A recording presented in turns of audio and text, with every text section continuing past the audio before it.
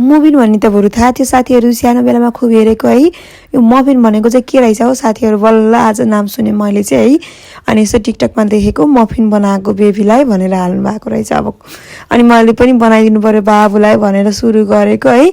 अनि यो चाहिँ अलिकति यस्तो छ क्या प्रोसेस चाहिँ, मैले चाहिँ यहाँ अरबी फुड्सकै स्यालेस लिएको छु अलिकति मिक्स गर्न। अनि मैले चाहिँ फर्सीलाई मजाले बोइल गरेँ, त्यसपछि तपाईँ देख्न सक्नुहुन्छ। अनि दुध, अन्डा अनि स्यालेस थोरै अनि त्यही फर्सी मिसाएर चाहिँ मैले मजाले फिटेको छु। त्यसपछि एउटा कचौरामा चाहिँ अलिकति घिउ लगाइदिएर अनि मैले त्यो बनाएको कुरालाई राखेर तर टिस्यु पेपर राखेर त्यसो गरेर अनि स्टिम गर्दैछु क्या। अब ओभन छैन नि त साथीहरू, अनि जे छ त्यसैमा एडजस्ट हुनु पर्यो। अनि मैले बनाएको साथीहरू, अब मफिन त अब खै बन्यो कि बनेन है, के बन्यो थाहा भएन, तर मिठो चाहिँ मिठो बनेको थियो क्या साथीहरू। मेरो बाबुले चाहिँ यो सबै खाएर भ्यायो कि है।